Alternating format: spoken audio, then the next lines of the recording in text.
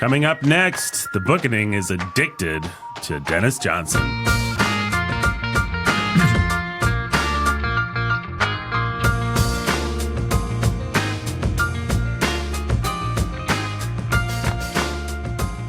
Hello, folks. Welcome to the Bookening. I am Nathan. I'm your humble and obedient host. Was I ashamed as soon as I said the Bookening was addicted to Denis Johnson? Yes, I was, and I'm not even joking. I was ashamed, not of the pun, but just, I don't know, making light of addiction. I don't know why I was ashamed, but I was filled with deep shame as soon as I said that. And Brandon kind of gave me a half smile, slightly. Kind of a smirk. Kind of a smirk, a little scorn, a little sympathy. I thought you just didn't know about what where you were going. this book deserves. It's about what the book deserves. That's where I was leading, Jake, is that I'm feeling the right feelings for this particular book. Some shame, some scorn, some sympathy, and some admiration. Yes. It's all twisted up inside of the poetry that is me. Right. I know every raindrop by its name. Raindrop by its name. The line that sold 1 million books, or the line that made me and Jake read this book. Heck yeah. Well, I guess we'll get to it in baggage. But, folks, this is the Bookening. I am Nathan. And welcome to a delightful new year of joy and promise and happiness. Gas is down and... I thought you were saying a new year of gas. Yeah, a new year of gas. I mean, holidays, right? A lot of bloating. Right. A lot of gas. Oh, man, it's so hard to get to it. Frailty, thy name is Brandon. There we go.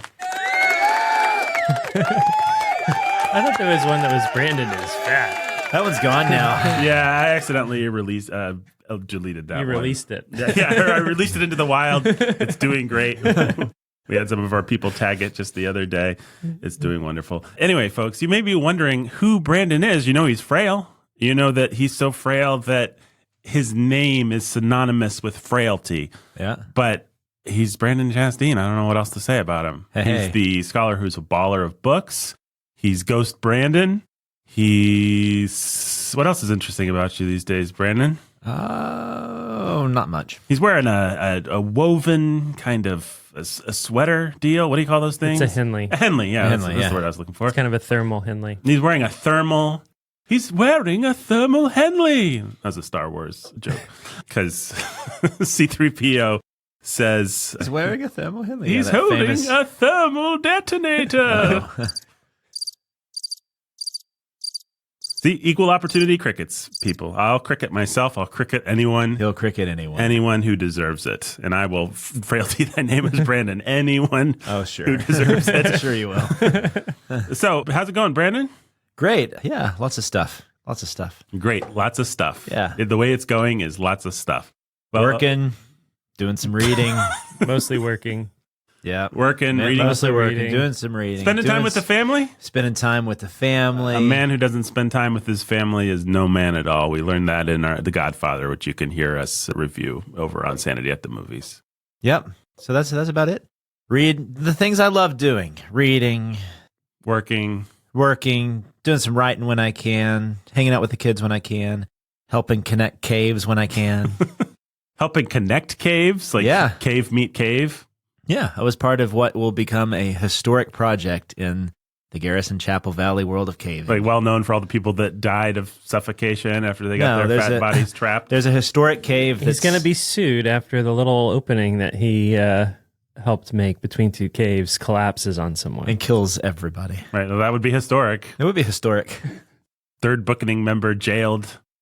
That's probably what the headline would He'd say. be the third, who's the first? Yeah. Well, I guess this implies you guys are going to jail before me. Oh, yeah. Believe me.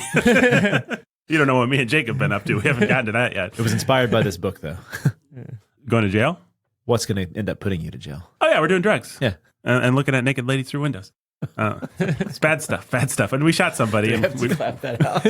I'm not clapping that out. It's the book. This is a Denis Johnson book. We encourage people to read this book. I thought you were going to say we encourage people to look at ladies through windows. Yeah, we definitely. Oh, man. Oh, I don't boy. encourage people to read this book, except some people. The right, Almost never. the right people. This is like The closest we'll get to Gnosticism in the Bookening is, if you're the right person, we will encourage you to read this book. If you're the wrong person, we discourage you from reading this book. Which is most people. Which is, most people. You know, we dance around this book now. We've done whole episodes dancing around this book, so it's nice to finally talk about it wherever we land. Bring it out to the light. Bring it into the light. See if it doesn't scatter into the corners like a Right. roach in a crack house. Right. We're kind of getting to do that with 2 books. Bringing them out to the light? I guess the other one's McCarthy already coming dropped, up, though. right? Yeah. It's a weird chronological thing for us because this is coming out in the lore of the Bookening Yes.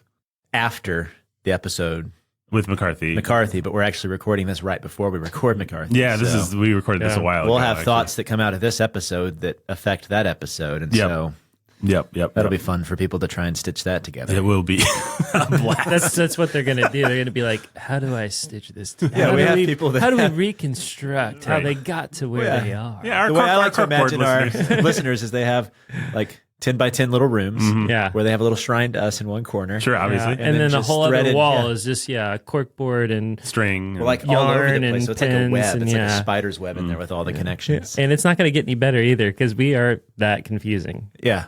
We are very we are extra confusing. Somehow doing 12 episodes a year is much more confusing for us than doing 42 or whatever we used to do. I guess we did something close to 54 back in the day. But a lot of episodes. 54 episodes in a 52-week year. It's amazing. Yeah. yeah. We were something. Well, bonus episodes? I don't know. I mean, there's probably a year where we did 54. I doubt it. Well, we have to talk about Jake. Yeah. Speaking of What about Speaking me? of Jake. Speaking of I'm Jake, here. let's speak about him. Yeah, Let's there speak he is. about him. I'm not even, he's Jake. He's a pastor who's a master of reading, and he is here. He loves drugs. Get it in my veins. Yep, big heroin user. Make him feel scraped out. To make him feel scraped out. Oh my goodness! In the light in this place, we can all see. We only see each other's demons or whatever, right? Oh my goodness. Oh. This dude is ridiculous. Is this book going to make me not like Dennis? Is this episode going to make me not like Dennis Johnson? I don't think so because Okay. No, I don't like Dennis Johnson, and I still like Dennis Johnson. Okay. So Fair yeah, I enough. mean that's how I think that he's kind of inevitable, and so's this this book. He's the Thanos of the He's literary Thanos, yeah. world. Yeah, you hate him, but you can't deny him. You can only Iron Man him out of existence. I mean, everybody says that about McCarthy, and it's true. McCarthy is unavoidable for anyone that cares about, takes literature seriously and wants to read the 20th century canon or whatever. Yep. But I think Johnson is quickly becoming that way too. I just don't think that there's. Well, this I guess is we'll this save it. is It's just in terms of touching prose. Like, yeah. I don't think anything touches.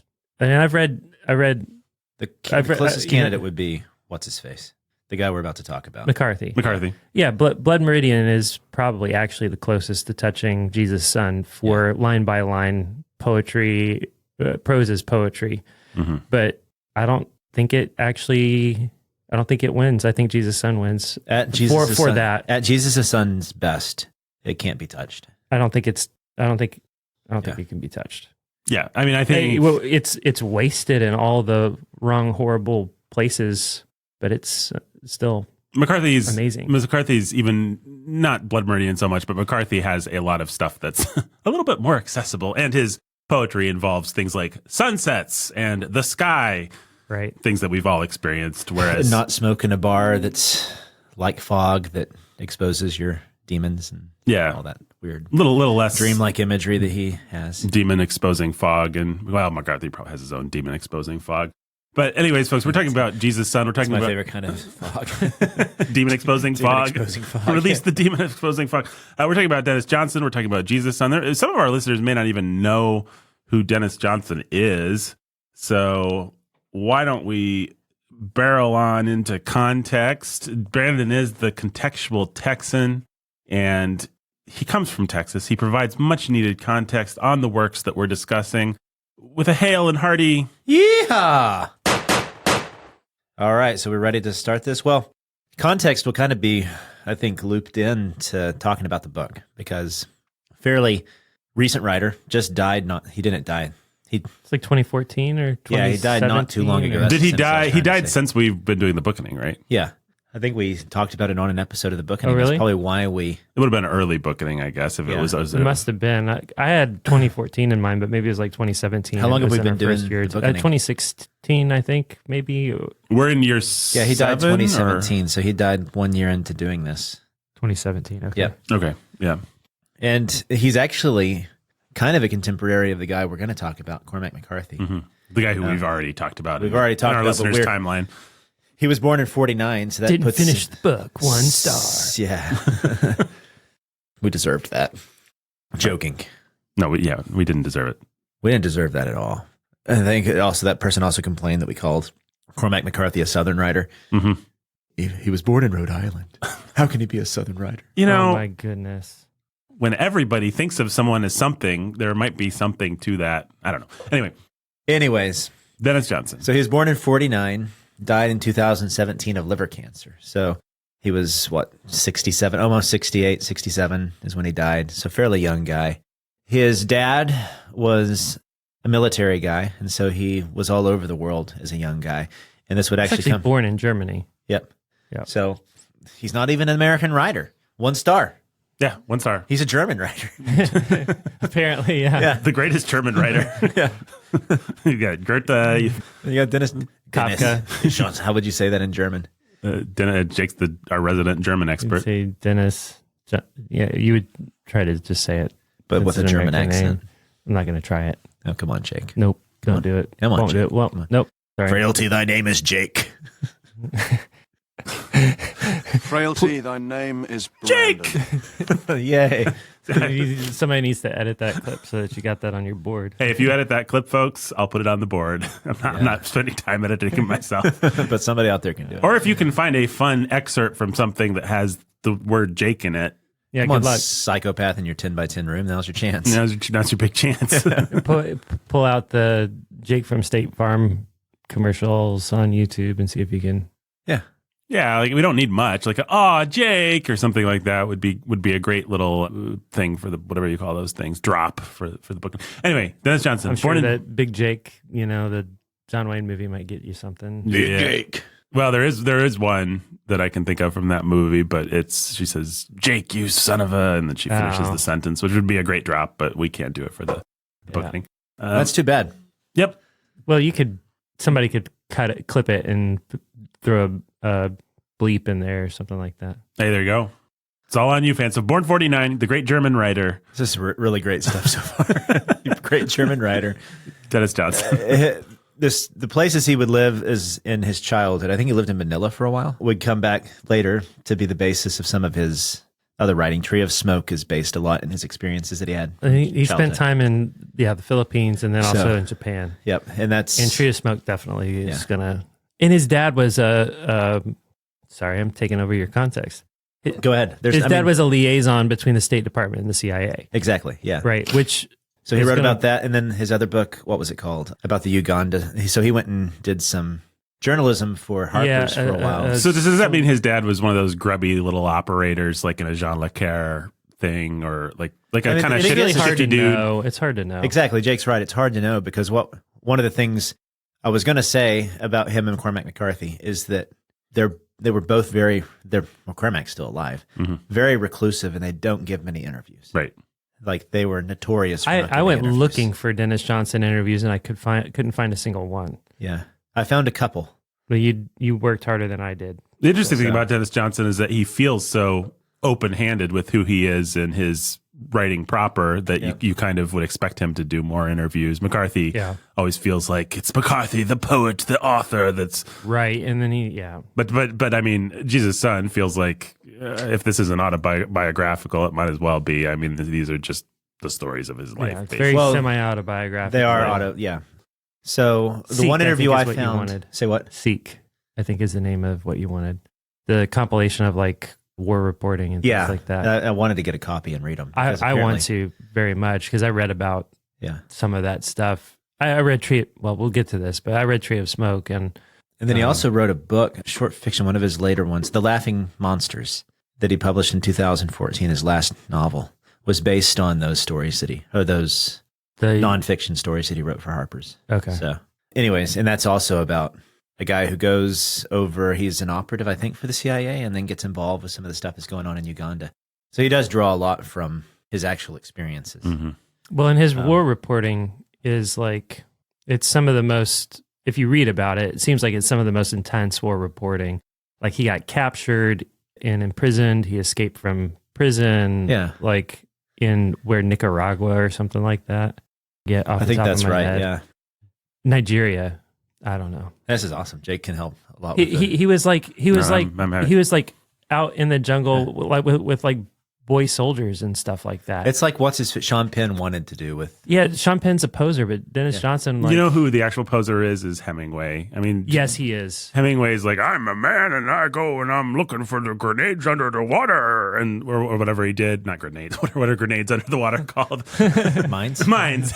Yeah. I'm fighting the war. Big blowing up things under the water. Meanwhile, Dennis Johnson's like, hey, I'm a skis ball, but I go get captured. And Yeah. Well, and then he He just like, I think he just, you read Jesus' Son, you realize that this man has always had a death wish, right? And so like he cleans up, he sobers up, and then he just like is like when he does his war reporting, he just like, and he's like, well, I still want to die. I still want to die, so I might as well try to do something great while trying to also get myself killed. And then when he gets in his older years, he buys like 120 acres out in Idaho, right, and isolates himself with his family. But he'll go like walk the ranch, the 2 miles around the ranch, and do things outside that are a little bit dangerous as well. So he's just that kind of guy. So he's like in the line of fire, in harm's way, and I think. Yeah.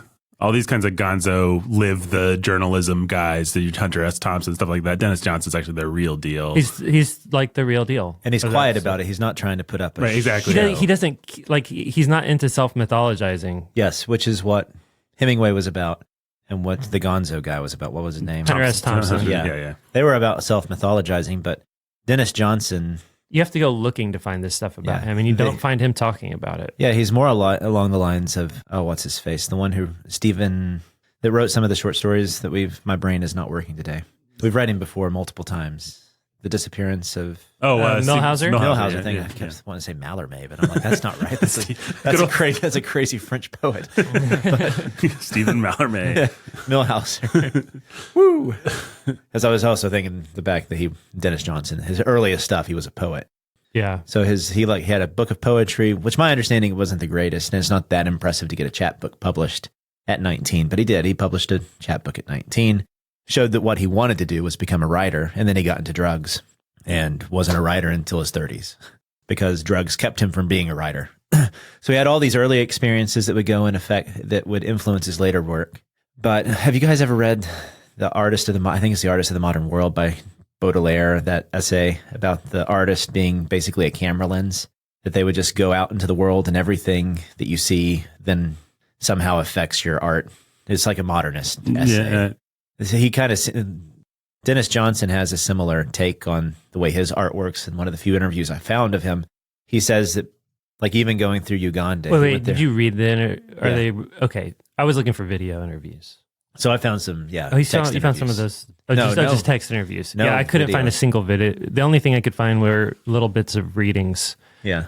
And he might give a little bit of an introduction to something, and you might get a little bit of a sense of... Yeah, the professor who got me onto Dennis Johnson as an undergrad, since he taught at Texas State University, and he would go, during this period of his life, he would go from Arizona, where his parents lived, up to Idaho, where he lived with his family, and then down to Texas, because he taught in Texas for a while. He was the chair of a MFA program down there, and I actually very briefly thought of trying to go there instead of IU, and then he left. So, but anyways, because I loved Dennis Johnson so much. Mm-hmm. But apparently he was weird down there too. Like one of the interviews this guy saw him give on campus, he brought out conga drums and was like drumming as he gave his speech and stuff like that. There was like a drum line up there with him. Yeah, he was a weirdo. But I mean, once again, contrast him with Ginsberg and all this guy's like the real beat poet. He's like the real. Yeah, and he was so withdrawn from the public eye that he really wasn't trying to self-mythologize. I do think with Cormac McCarthy, there's a little bit of self-mythologizing, even with his cranky old, let's not. Yeah, I think you feel some Like If you've watched, I've only watched a little bit of a McCarthy interview, and it was a while back, but I remember feeling like he wants to be the I was crotchety just like old let John down, Wayne like of- because yeah. it's like he's a poser. I mean, the one I watched, I didn't really blame. I felt the same way, but I didn't really blame him because it was Oprah. Oh, that And I was Oprah like, was it? She obviously That's like a offered him notoriously awful $1,000 billion to do it, and and then he's like, okay, I'll play your game and give you absolutely nothing, and Yeah, you maybe that is what I saw. you kind of had to enjoy the cynicism of it. Okay. I think that probably is what you saw because I don't know when else he's come out from behind his. That's pretty much the only interview he's given yeah. outside Then of that must be it. There's one the or two weird one- stuff he's doing with that Science Institute now. But I just remember like such a so I weirdo. think somebody sent it to me, and I put it on, and for like half a second, and I was just like, ugh, I don't even want to think about who this guy actually is. yeah. And then I turned it off. Where are we with Dennis Johnson? He was born in 1949. He's a great German writer. His father and the travels that he did. Then he Yeah. went to university. He enrolled at the University of Iowa, then got into the MFA program there as well, studied with Raymond Carver, had some success publishing things early on. Then by the mid 70s, he was on drugs in Berkeley. He actually has a little short essay he wrote for the New Yorker about this called High and Homeless. Mhm. But this was a very brief period. And then he went to live with his parents for a while, sobered up, got into some rehab programs. But these experiences that he had in Berkeley, where he talks about it's the dregs of the hippie movement, he said. It's, you had the free love movement in the 60s, and then the reality of that not being a real possibility in Berkeley with all these kids just on the streets wanting to live their degraded lives and not having anywhere to go. So did he start as one of the kind of visionary, what is it, like turn on, tune in, drop out, the Dennis Timothy Leary kind of, this is awesome, we're going to do drugs? No, I think it was more that he admits that he was just an addict. Okay. Just Yeah, gross and nasty. that's kind of from what the I beginning. appreciate about him is that he doesn't try to mythologize It's that. not romanticizing it. Yeah. But did he Yeah, mythologize it to himself? Like, was he attracted to the mythology of it to start with, or did he He never mentions any of that. Okay. So I don't think so. I think he just liked drugs. Right. Okay. Yeah. And so there he was on the streets, just wanting to live and be addicted to drugs. So that's pretty much all. He doesn't give a whole lot of detail about himself. The closest you get is what he says is pretty. So the first three stories in Jesus' Son that he published with the New Yorker are fairly autobiographical. And then he said, as he began to think about expanding this into a book, he began to take stories from other people that he knew. And so that the main character in Dennis Johnson, in Jesus' Son, who I don't guess we can say his name, right? Right. On this podcast. But anyways, that main character ended up taking those stories as his own. And then he has this talk about how fiction is always a lie. And so that the autobiography, good luck figuring out what's true about him and what's just true about others in this book. Mm-hmm. But he says most of it was true about him anyways, because he could have done it. Right. So, and he said he really was that degraded. He really was that. He uses the word depraved a lot, and that is because later in his life, he did claim in certain interviews, that he was a Christian of sorts, but more of the high-minded Christian is what he called himself. And then that's like one interview that he said that. And then later he talked a lot about Buddhism. So no, I mean, who knows? I think it's a lot like trying to figure out if Bob Dylan really is a Christian, right? But so his first novel he wrote was Angels that he published in 1983. And that's when he finally gave up pot. So in 1975, 1976 is when he got off heroin. I think 1978 is when he decided to quit drinking alcohol. And then by 1983 is when he was completely clean and wasn't given to any of that anymore. And he stayed in rehab programs pretty much for the rest of his life, I think. Right. And then with Angels, he had some success, and then you had Fiscadoro after that. I've read Angels, I've read Fiscadoro. Then you had a few others, and then Jesus' Son comes out in 1992, and he becomes minor celebrity. 1999 is when you have the Billy Crudup movie. Either of you ever watched that one? No. Didn't want to. It's fine. I saw the image of his cameo, and I thought, I don't want to. Yeah. I didn't assume it would be like too depraved. I just assumed it would be lame. Like how do you capture this book in celluloid? It's just not a book that was made to be adapted. I don't think. You can't put poetry on screen. It's a different medium. I mean, you could do maybe an animated. Like there might be a way to do something analogous, but it wouldn't be a straightforward adaptation. And it would require an artist of equal caliber. Yeah, you'd need an auteur that really knew what he was doing and had a vision for it. Same thing for Blood Meridian, actually. Yeah, but he never had like the superstar success of someone like a Cormac McCarthy. And Cormac's going to have the weird story of pretty much living in poverty until finally he gets given a Guggenheim grant, and then he's a rich man, and now he's still a rich man and basically can do whatever he wants. Denis Johnson, even in some of his later interviews, would say, he's basically living hand to mouth. He's still having to teach. His books aren't just making all sorts of money. And so he's burning through it. He was given some grants and stuff like that, but he never became, I don't think he was ever really a celebrity outside of the literary world, right? Mm-hmm. I mean, one of the myths that people believe is you publish a book and then you've made it. Rich. You don't have to work anymore. You can become an author. That only works out for a handful of people. I think that people feel like one of the biggest people keep saying Cormac McCarthy should win the Nobel Prize. Denis Johnson never won the Pulitzer Prize, even though his books were up for it twice. Tree of Smoke. And they didn't give a Pulitzer either year. Yep. And Train Dreams. And those were the years they decided not to give Pulitzer Prizes, even though they had Train Dreams, which I think I think it might be better than Jesus' Son. So. I thought that, and then I reread Jesus' Son after, and I decided no, but it's fantastic. Been a while. I read Train Dreams when it came out. So it's been, 11 years since I read that? So. Yeah, but it sticks with you. It's good. Yeah. So I don't know if I'd still hold to that opinion or not. But so anyways, he had some success. He was married 3 times. He, with his last wife, got some stability. He has a really kind of sweet and clever essay he wrote for Salon about homeschooling. They decided to homeschool, and he said the whole thing for him was just getting away from the institutionalization of schooling. That he thought schooling as America has it is bogus, and that they could do just as good a job with their kids at home, which for what it is, the thesis works. Yeah. And so, what other things are there to say about Denis Johnson? There's going to be a lot to say in the discussion proper. Maybe we should just move I feel like that moment in his books where he says, what was there to say about that field, right? Right. What else was there to say about Denis Johnson? Oh, he does list some of his early influences. So on his poetry, have you read any of his poems? Like one with you guys at some point, I think.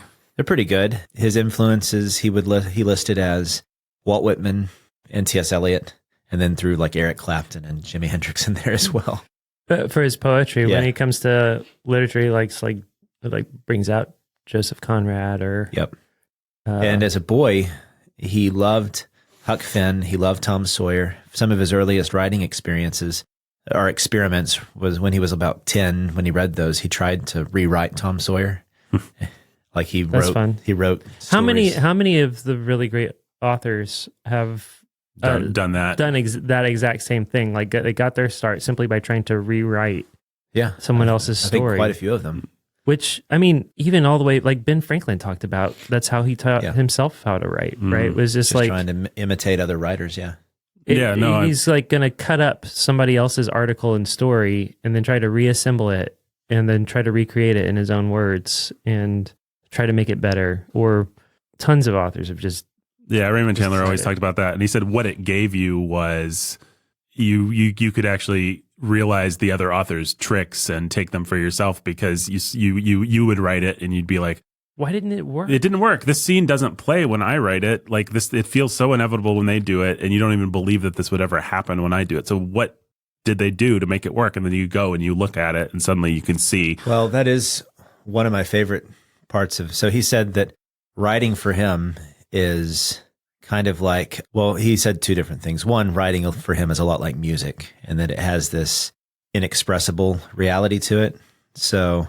Apparently, T.S. Eliot has a line, I couldn't find it in any of his essays, where he says it's the incomprehensible music aspect of poetry and literature in the sense that you're balancing things, but you don't quite understand why you're balancing things. So he says he never thinks of themes. He never thinks of big ideas when he writes. He just goes and he tells a story. And he says, and he has all these things that he's observed. So like he'll walk around with a little tape recorder and just observe things that he thinks are fascinating. And then they get refracted and reflected inside of him into what he thinks might cohere as a story. Mm-hmm. And he said sometimes writing for him is like getting in a teacup and pushing yourself off into a lake and telling yourself, I'm going to land on Mars. And then finding out that you've circled back around pretty much to the same place you've started. and being pretty happy about that. Yeah. The universal human experience. The old teacup Mars conundrum. Teacup on a lake to Mars. On a lake to Mars. Yeah. Only And dense. so- But I'm happy that I survived and made it back to where I started. Yeah. And so he says that's kind of what writing is for him, is you go out with these huge plans and then you're happy when it's as modest as it is. Mm-hmm. And that for him, he doesn't know half the time he doesn't understand how his stories work. It just feels like the right thing to do. Mm-hmm. Like it feels like the music fits that point. Yeah, he's one of the people, probably, is he the author we've read that is the most doing an intuitive high wire act of anyone? Certainly what it feels like. And getting away with it. I mean, we might have read some authors that do that and fall off the high wire, but Yeah. Denis Johnson's like, well, we'll talk about it. We'll talk more about it, as I keep saying. Yep. And so, yeah, he's one of those characters that you could place him in literary history, but I'm not sure that does much for you. He's kind of his own thing. He's unique. He writes short stories, and his short stories do what short stories should do, is they have a moment that seems like there's all the meaning right there. Mm-hmm. But they work a little differently in that they kind of have some of this a stream of consciousness and stuff that he would have inherited from modernists and postmodernists. And there are a couple of the stories you don't quite understand how they're supposed to work, like the one about Hotel, that character. But Yeah. and now I'm the age I am, you can see the signs of some of them just being from a young writer. But like maybe they don't work because they just don't work. And that's Right. fine. Or maybe there's things that you're asked to forgive that come from sloppiness, but you're able to kind of write off as it's the hallucinatory dream logic of Yeah. Right. He gets away with a lot just because of his subject matter, actually, Yeah. which sounds more denigrating than maybe I mean it to. I like this guy, but Yeah. we'll talk I mean, about if you he's found a format that suits what he What he's wants trying to to do. do. Yeah. But yeah, he it's in it and it's very forgiving. right. It would be very forgiving for most writers, but Could Denis Johnson write a straightforward A to B to C short story? I don't know. I've never read one. well, I read his 700-page novel. Yeah, I mean, I guess he could. But a 700-page novel in some ways is easier than an A to B to C. And Train Dreams is a novella Yeah. that's yay big. Yeah. So I don't know. And what did you think of Tree of Smoke? I ended up really enjoying it. It took I think for me the first couple hundred pages I wasn't quite with it. After about page 200, which is a lot. That's a big ask. Yeah. Bloomington, Indiana gets a shout out in the book. Several. Yeah. Yeah, several. Because the guy is from there, right? No, he's from Iowa, but He goes to school? went to school at That's right, IU, yeah. and so he kind of does little backtracks to his college days and Which I tried to do some research figuring out why Denis Johnson would have chosen, IU. but I couldn't find any reasons. Yeah, I don't know. Yeah. It's too bad. He didn't come through and I'm sure he came through. I mean, a little this team. story. Yeah. Well, it sounds like I should just move us. He knows enough about, like, he did enough research to make like the little bits about Bloomington feel Yeah. real. It felt like he had been there. I Yeah, remember very that. much. Well, if Jesus' Son is to be believed, he had such a transient lifestyle, and Bloomington, Indiana, is a huge drug capital of the Midwest. So, Drug and homelessness. yeah, you could see him ending up there on Yep. many occasions. Drugs, homelessness, and debauched sexuality. I mean, people I know who were alive in the 70s would drive from Indianapolis to Bloomington to get their drugs. So sounds like we're ready to. Is it time for the old baggage plane to? I think this so. whole episode is Sounds just going to like be it, one yeah. big baggage plane. But here it comes, folks. It's the baggage plane. The plane That carries baggage. carries baggage. There probably is such a thing as a baggage plane. There certainly is on this podcast. We are all baggage planes. We get in our little teacup of baggage, and it takes us We get on a lake and aim for Mars. and aim for Mars, and we end up. Well, we'll find out where we end up. But Brandon, what's your baggage with Denis Johnson? My baggage is that I was introduced to Denis Johnson by a professor I really admired as an undergraduate and read him in his class. It was a period when I was kind of branching out from some of the 1800 stuff. I had not really read much modern stuff and enjoyed it, and was like, wow, there can be stuff that is written by people who are still alive at that point that I enjoy. And I read it, and I wasn't a drug addict or anything like that, but I was definitely going through some troublesome periods of my life in my 20s. And so I felt the main character, some of the stuff resonated with me. So And some of that wouldn't reach its head until I got here for grad school. But still, and his prose it was like poetry meets prose. And for me, it really spoke to me because most of the fiction writing that I had read up to that point, you had your prose and then you had your poetry. I didn't know you could have both at the same time. And that was great. Yeah. So, yeah. He had me hooked, so I read that, and then I read Fiscadoro, and then I read some of his other stuff as well. And anytime he would come out with a new book, I would try to read it. So, yeah, that's my baggage with Denis Johnson. So, and I think I was so excited about him that I told you guys about him. So, my memory, actually, of my introduction to Denis Johnson was that I think Jesus' Son Caught My Eye on your bookshelf. yeah, And I just picked it up, and then you started waxing poetic about Denis Johnson, and it was the original copy that actually has the line that sold us on the cover. yep, This is the black with the chalkboard kind of. So much better than the copy that yeah. we have is now. extant now and that we sent to our patrons, but because it's the copy that's available. Yeah, But it's the only they- copy that you can get now. Yeah. But that original one just had that line, the little hint of the line, just sort of like at the bottom, like under. And yeah, it was a much more attractive cover. But I remember opening and just reading the first page and asking if I could take it. And you let me take it, and I went and I read it, and it was the same kind of experience of like I felt spoken to in all the ways. Like I knew this world, and this world's a part of me that I try to suppress and hide and pretend doesn't exist, but it's here, and I feel seen, and the poetry prose of it all was like just special, something I had never experienced before. And I was very taken by it. And so that was my introduction to Denis Johnson. And man, I loved that book, but also felt like I couldn't share it with anybody except for us, the guys in the room, because of the dark places he does go. And I came back, and I don't know how many times I've reread Jesus' Son, but I've reread it a handful of times, and each time it's been different. But then I've also I've read Tree of Smoke and Train Dreams and Largesse of the Sea Maiden, and that's as far as I've gotten. I want to do that volume of war stories, and I want to do a couple more in time. But I really, really like the guy. Find him very interesting and compelling. I don't think anything quite matches Jesus' Son for poetry as prose. Yeah, it's interesting. Or prose as poetry, or however you want to put it. But I am intrigued by the wording of what you just said, because I think I resonate with it. You said, I like the guy. And I think a lot of times when we say we like authors, what we actually mean is we like their work. Yeah, but I think with Denis Johnson, what you actually mean is I like the guy. Yeah, I think he's got a nice self-deprecating, self-hating, crazy kind of. Yeah, I don't know how to describe it, but he is a very likable protagonist. Not the protagonist that he writes about in his stories is an awful human being, and there's a lot not to like.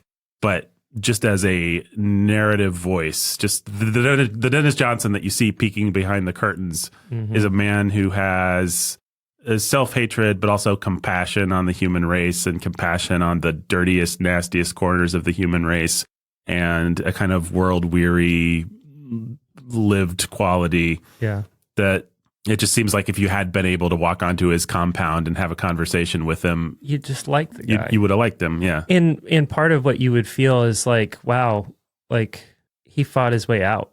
Yes. And he fought his way out without doing what a lot of people who fought their way out do, which is turning around and despising and judging everyone who didn't fight their way out. But it's not like he doesn't judge them. It's just that he has compassion for them. There's a sympathy that's real that also doesn't feel like, because it's matched with such self-loathing and self-awareness that it's not like he condones anything. Yeah, he has a similar vibe, but a much more likable vibe to Lou Reed and the famous song, All the Colored Girls Say, do, do, do, do, do, do. You guys know that song? With the little vignettes about transvestites and streetwalkers and stuff like that. Denis Johnson is like that, And he trucks in a similar kind of mythology of those people and of the counterculture and stuff. But somehow he walks a line of compassion and of not glorifying it and yet making it poetic and beautiful. I don't know. Well, so much of the poetry actually comes down to just that sense of everybody's actually really lonely. Mm-hmm. Mm-hmm. And everybody's coping with it in their own way. And the same forces that drive you to succeed or drive you to do this or that drive some people deep into the abyss. Right. And so there's that sense of like, I mean, I'm sure other people have used this, but this phrase talking about him or about other authors, but there's an existential realism that he wants to get to everybody's soul through the souls of some of the most dirty and degraded and outcast people. And that's part of what's compelling. Yeah, I think that's true. And there is a sense of anonymity, or so many of the guys that write about this kinds of stuff self-mythologize in the sense that they were the one that got out and they were the one that always had some kind of greatness inside of them. I can't stand these kinds of narratives, or even just something like On the Road, or these stories about people who experience the underbelly of America one way or another and then come out of it.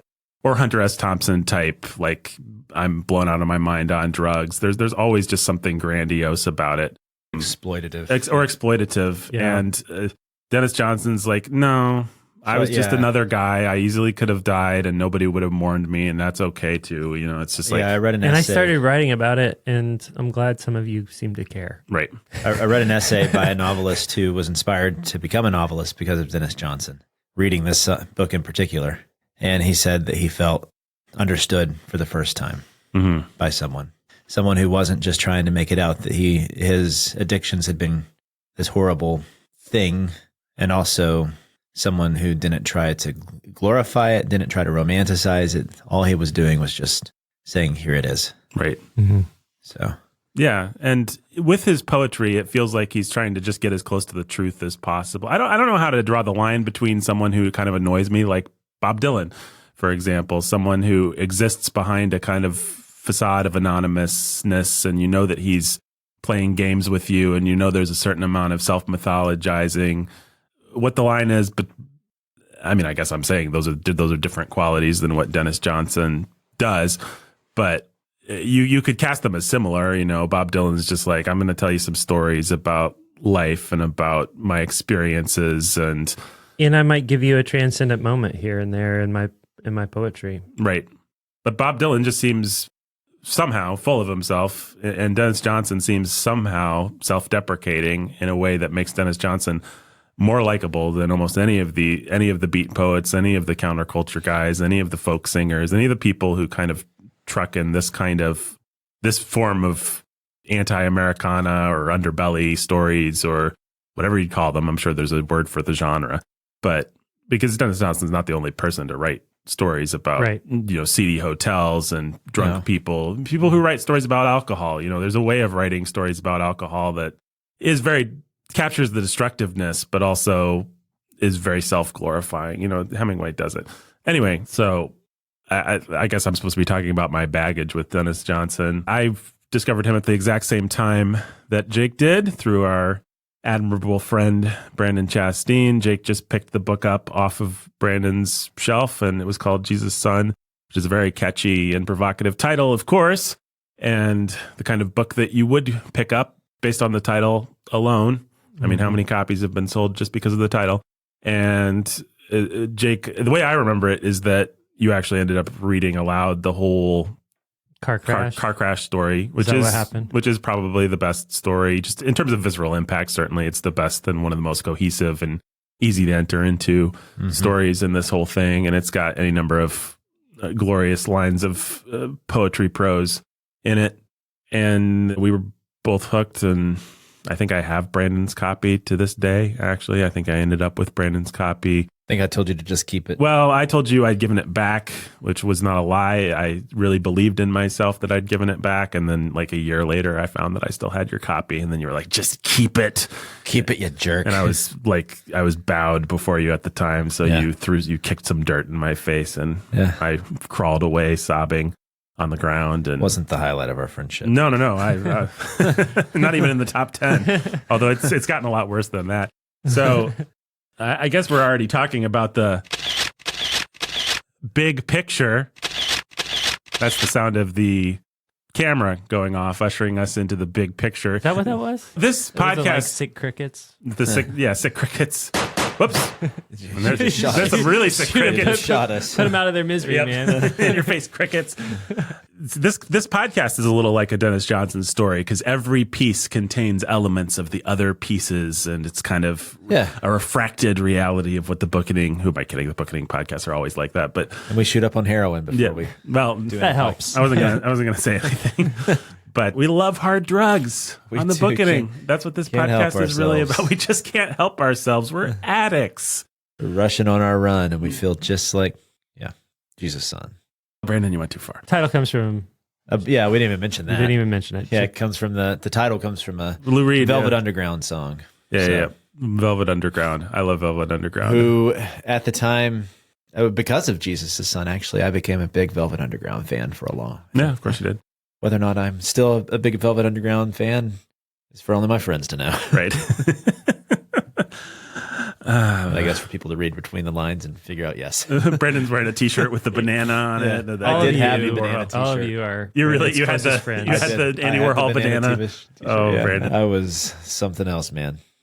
Well, okay, so we're in the big picture. We've already kind of been talking about it. Big picture thoughts on Dennis Johnson. I definitely want. So this is, if I may say so, without sounding like a jerk, one of the rare occasions where Jake, you've read way more of these books than I have. So I want you guys to talk about Tree of Life. Tree of Smoke, Let's talk about Terrence Malick's Tree of Life. Some of his other works. I want to hear about. Well, it's been a long time since I've read his other stuff, so I think Jake's actually going to be able to speak. Well, I want to know. More At to least more fresh. Yep. Maybe, yeah. I want to know, A, if there's one that you would recommend unequivocally to people, or one that you would at least recommend. B, one that you'd recommend more than Jesus' Son to the average reader. Yeah, there is. And see what that is and what you would say about the other Yeah, books you've read. of what we have I've the read, same I think answer. the most accessible and least dangerous thing is going to be Train Dreams. Yeah. Mhm. It's short, and it's really sad, but it's pretty great. It doesn't have all the magic of Jesus' Son, but it's got a lot of magic of its own. And what's the hook? What's it about? It's just this guy, as the world changes around him, a lot of sad things happen to him, and the world leaves him behind. And I don't know. I want to say too much more about it than that. Like, he's just like, he's going to get a wife, and he's going to go build his log cabin, and he's going to have kids, and he's going to make a happy little foray into the world. And then things just keep They happening. don't go his way. Things don't go his way, and the world changes around him. The train, and he's going to work on the train, or isn't he? Yep. The train comes through and changes everything. The world is never the same, and he's on his own, or is he? And he's gone from like a homesteading happy guy to basically a hermit in the woods by the time it's over, and kind of sad. Yeah, I think I would recommend the same one.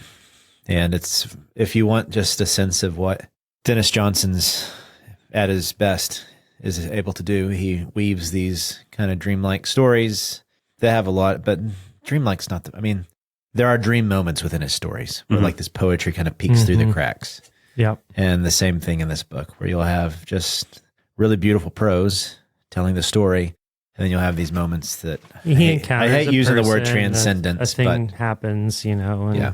you- moments of transcendence. I guess that's the way, if you really want to put it that way. I don't So- think we can avoid using language like that because that is Yeah. what Dennis Johnson does. That's what it's he an does. accurate term for what he was Yeah. striving for and what he achieved. So what else are you going to call it? I mean, Yeah. if someone just resents anyone trying to do that or achieving that, then these aren't the books for that person. yeah, and he's And really what that person resents is someone doing it. Obviously, they just want it to sneak up on them a little bit more, probably, if they think they don't like this. Anyway, There's my snobby assessment of anyone who dares not like the great Dennis Johnson. So Train Dreams, and then you keep telling me about Tree of Smoke. You said it was kind of it's a 700-page novel about the Vietnam War following a CIA agent, and it's very sort of Heart of Darkness, Apocalypse Now, but with a CIA angle on it. And it's like with clear homages to Apocalypse Now all over the place. And there's a man called the Colonel. And Right. Yeah. And we said he actually liked Conrad. Was that something that one of you guys said? yeah, no, he was just, he would say that Conrad was a big influence. I don't think that there's any, like, I mean, I remember when I first started Tree of Smoke, I was like, I could just watch Apocalypse Now. Yeah. And then I got into it. But because it's Vietnam War, you're going to have horrible scenes. Mm-hmm. And so there's still a lot of working through the dregs of society and things like that. And these random characters that, are horrible people who do horrible things are weaving in and out of it. But it's like, if you feel like if you're the kind of person who needs to feel like, well, that's just the way war is to justify moving through some of that filth, then this is your excuse. Mm-hmm. But you're still gonna have some of that. So it's a pretty incredible book. Yeah. I think it's pretty amazing. I think it's a pretty fantastic achievement as a novel. I don't know. I really liked it. I just really liked it. I don't like rehearsing some of the images and things that happen, remembering them. But I also think, I don't know, the Vietnam War is just one of those little gaps in I feel like I spent a lot of time studying and reading and thinking about and seeing plenty of Revolutionary or Civil War or World War II movies. Mm-hmm. World War I and Vietnam are little gaps, relative gaps. So I just felt some real curiosity about that sort of Interesting. thing too. I think I'm the opposite. I think Vietnam feels like some of the most well-trod, annoying kind of, because, I've seen all those Platoon and Apocalypse Now and Full Metal Apocalypse Now is the Jacket. only one that I've seen. I've not seen Platoon Yeah, or exactly. Full Metal I haven't Jacket. seen the other ones. I made you guys watch Apocalypse Now. You sure did, did. yeah. That's the only time I've watched it. Yeah. The beautiful moment in Bookening history that I don't even think made it onto a recording. I don't think it did. But we were reading Heart of Darkness, and I was like, well, guys, we got to do an episode on Apocalypse Now. So So we watched it and then decided, let's not do that. on second thought, let's not do an episode. I don't know. Maybe we'll end up doing it on our movie podcast. It is the best war movie, I think. But also, it's gross. So what are you going to do? I mean, it's exactly what Jake's just been saying about Tree of Smoke, but I think it's much better than Platoon or Full Metal Jacket or Deer Hunter. You want to understand guys that came back. Mm-hmm. I mean, I think Tree of Smoke It's a good way to do it. is a good way to do it. Yeah, I agree with that. We all have read Largest of the Sea Maiden, which I really like, and I assume you guys do too. I do like it. Yeah. I mean, it's more of his kind of stream of consciousness. I was doing this, and then let's flash back to the time I was doing that, and then I thought I was doing this, but actually I wasn't. he assumes some different voices than in some of those different stories, but Yeah, and it's a posthumous, so it's his last work. It wasn't. it wasn't maybe done or Yeah, it wasn't ready. completely finished. Right, but it has the Absolutely the same sort of. fantastic little Yeah. lines, Yeah. and the one that I always have quoted on multiple podcasts, but it stuck with me is, I said, "Are you a messenger of God?" Worse, he said. I said, "What could be worse than a messenger of God?" Yeah. Which gives me chills every time I think about it. Just he is one of those guys like Dylan, like some of those guys that maybe he wasn't the Christian, but he certainly was able to enter into the kind of poetic martyrdom and fear of God in a way that unfortunately a lot of Christians can't. Yeah, I mean, I think it gets you.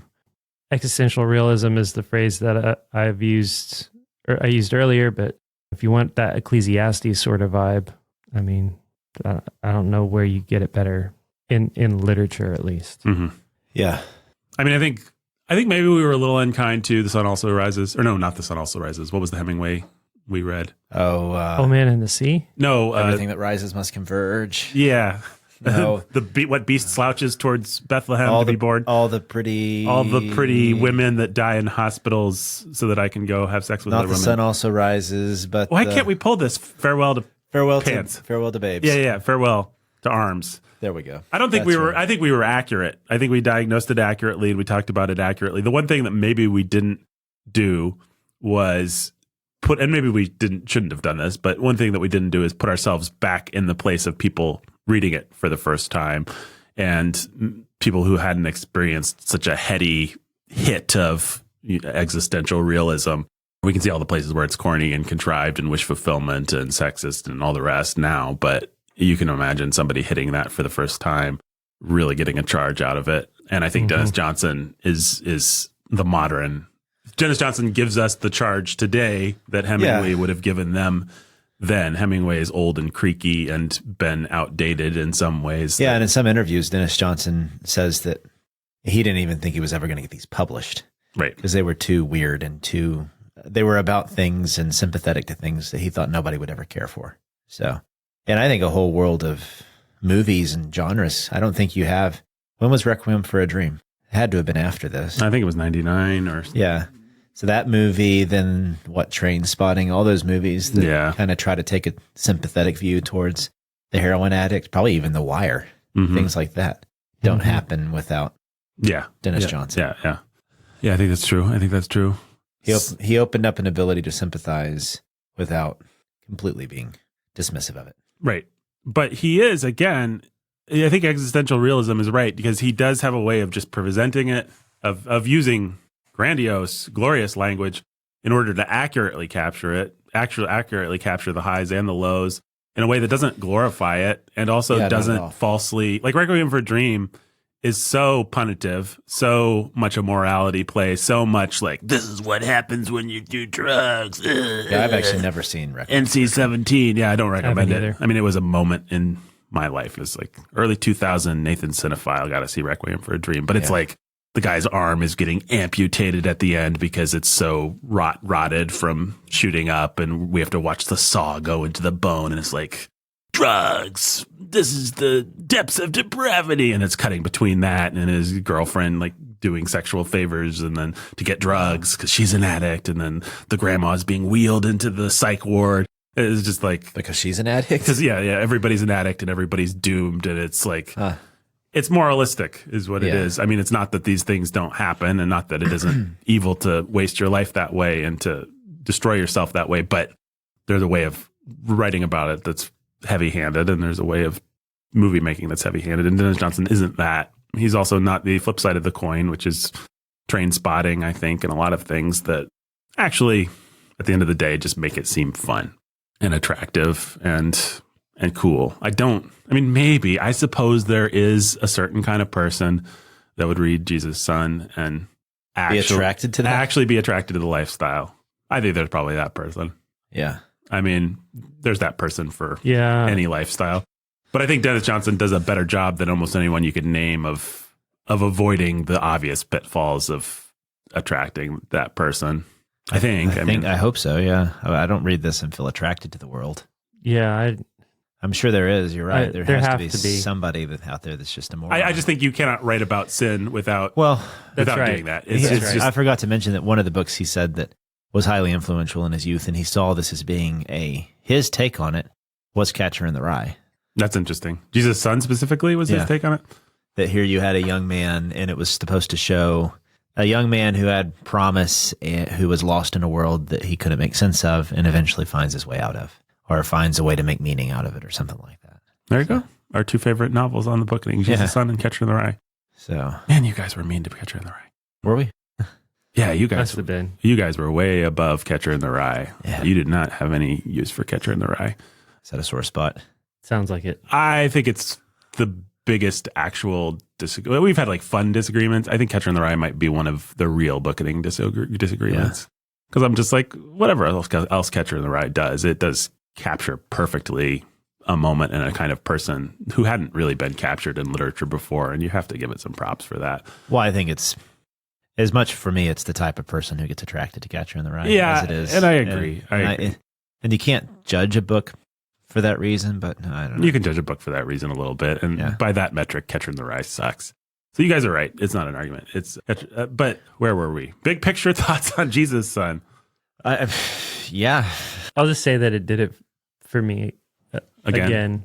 It gave me that moment that you are always sort of looking for in any kind of literature, where suddenly the world becomes magic hour and you see the leaves are lit up by the sun, and it's that scene the where sparkle on the water, and you feel like you're alive and you feel more human than you have, and you feel more it's those moments where it peeks aware through, and alive to the world as God made it, and the beauty of things. And it's just like the veil of the everyday rips apart and you see the world. And that's like, it could be. That's what poetry, I think the best poetry aims to do. And Exactly. certainly achieves, and just Best part, you get done reading it, and then you go walk at the stupid mall or something, and suddenly all the people You are see alive, people, and you see the yeah. story, and yeah, you see exactly. people and you see people's stories, and you feel compassion, and you feel alive, and you feel like a part of your soul that had been dead or dormant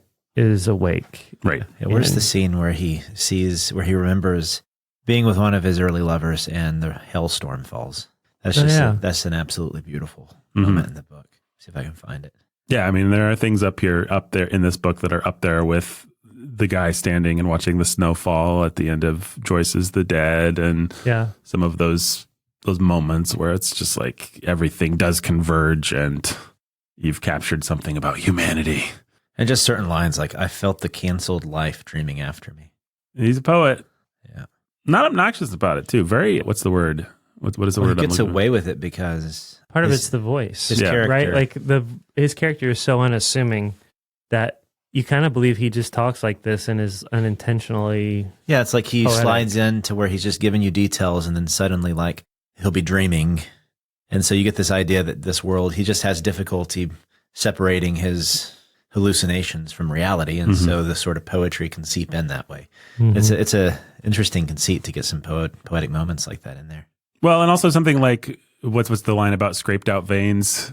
It's the same line as I knew every raindrop by name. It's just the first part of the sentence Yeah. or the sentence right before. It's Yeah. the very first page of the book. Well, I knew every name, but every raindrop by name is another example of what I'm talking about. That's actually not, like, Ray Bradbury is our classic booking example of purple prose. And Ray Bradbury's like, two boys are playing with a kite. And the way I'll describe it is, there be pirates running in the purple haze. And it's like, you haven't actually made me imagine two boys playing with a kite. You've heightened it into something that goes beyond what actually usually happens when you play with, even in the No, best but in kite two moments. lines, you made me feel his buzz. Right. Exactly. You have what you've done is you've accurately plugged me into, accurately described a moment with your your metaphors have clarified, which is what actual good metaphors do. This is Yes. this is what a lot of It's a lot of punk, amateur poets reformed obfuscate. often, yeah. They come in and purple things up in such a way. It's like, I don't know, man. Simplicity really goes a long way. Like you made it.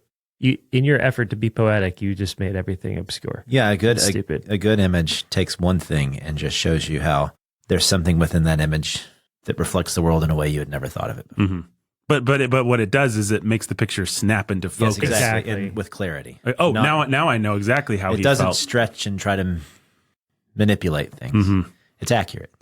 Man, where is this? I really want to read it. Does anybody remember what story it was in? The hailstones. Yeah.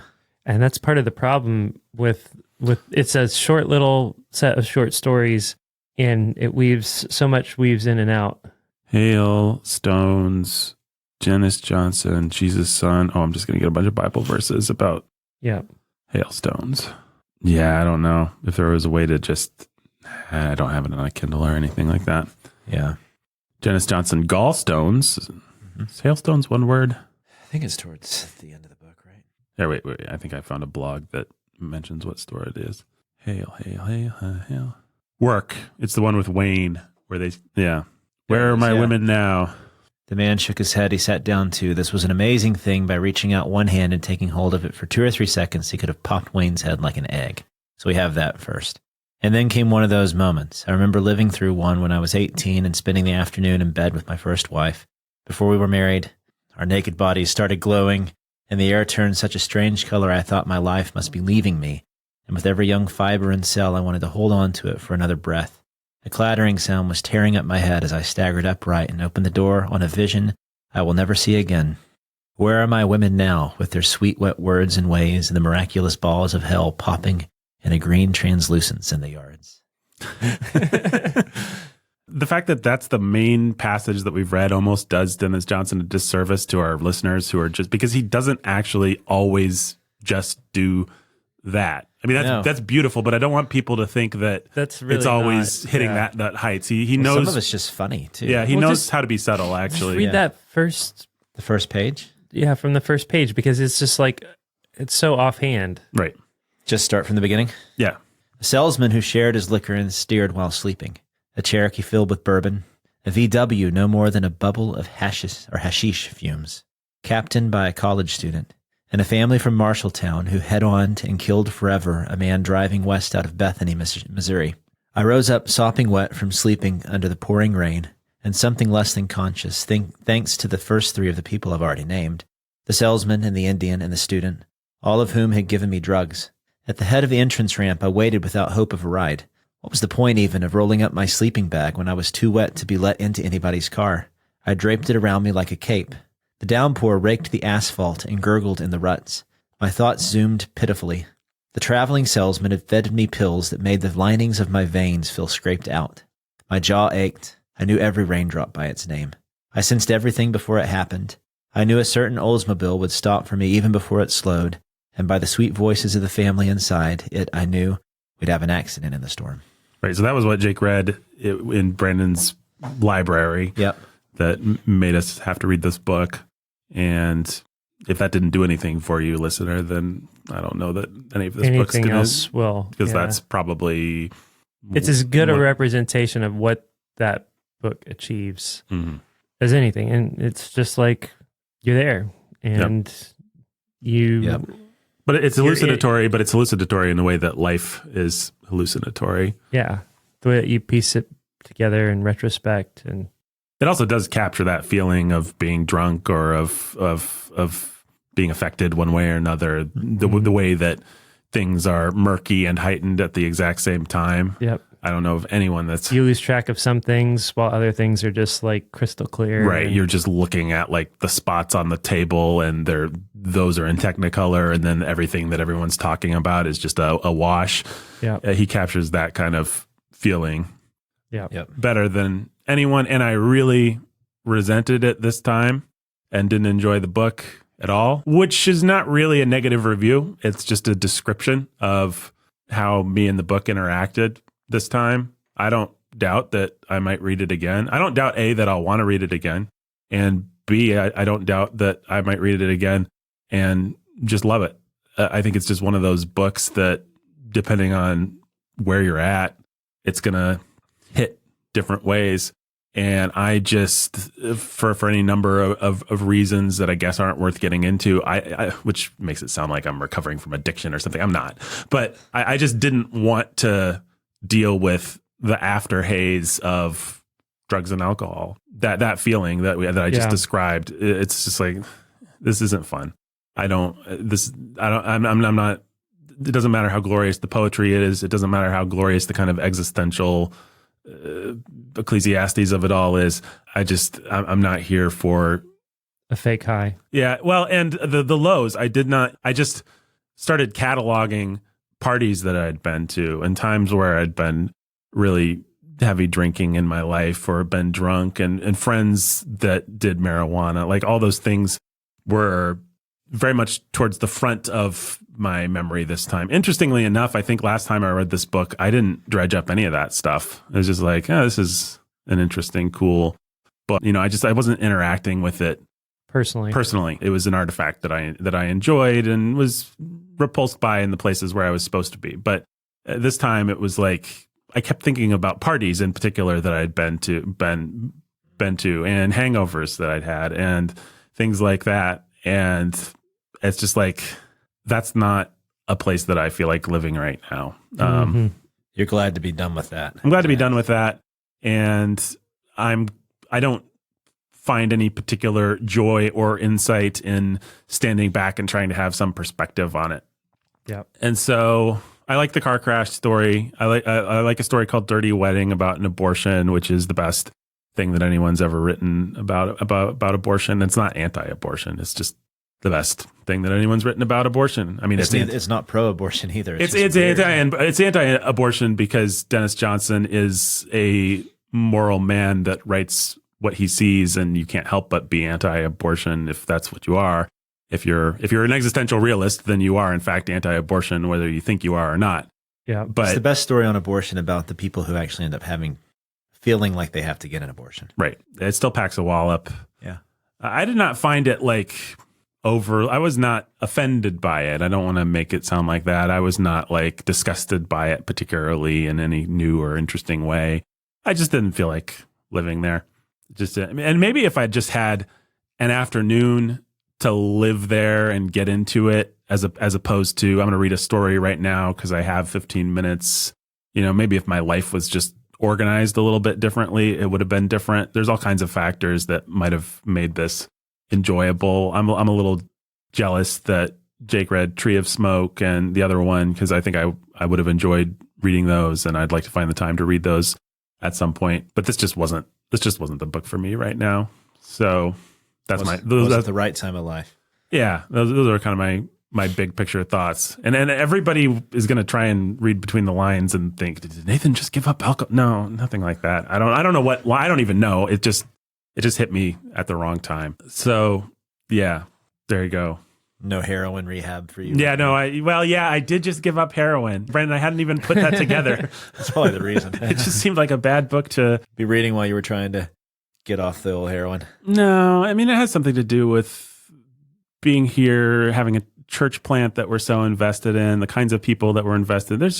I wouldn't even know how to psychoanalyze it if we were off mic. I don't think that there's like an easy 1-2 psychoanalysis for it. Yeah. If there is, it's certainly not one that I would share with you listeners. But I don't think there's one that we'll immediately say once we turn off the mics either. I think it's a testament to what's powerful about this book, actually, is it's not the kind of book that you can just kind of skim over and not have a reaction to. And if you're not in the right frame of mind for it, then it's going to be unpleasant. Yeah, and I think that's right. I think that's part of the design. I think that's part of the genius in many ways. But this isn't a book that allows for an easy reading. And not all art, maybe not the best of art, does that. You should have to, especially when you're writing about something that has this much sort of moral weight and content to it, you should have to deal with it. It'd be a bad writer and bad writing if he didn't make you deal with it. Right. But it kind of makes you hate some of Hemingway. I mean, how much, not Hills with White Elephants, but things like... Well, like The Sun Also Rises. Yeah. Could have been more like this. Right, but instead it is just kind of a malaise where you're like... He does kind of romanticize it even. Like, you wish that you could be one of those people. Right. And you can really just there's more... He's closer to an understanding of who he really is than Hemingway ever was. Yes, I think Denis Johnson gets himself. More or less. I think that's a good way of saying what we've been trying to say about him. Well, speaking of himself, that brings us into the Hall of Heroes. Huh. Well, there isn't one. We can't even say the name of the character. Yeah. Fun fact, that was actually his nickname. Denis Johnson. Denis Johnson's nickname. Yeah. The name that we can't say. Yeah.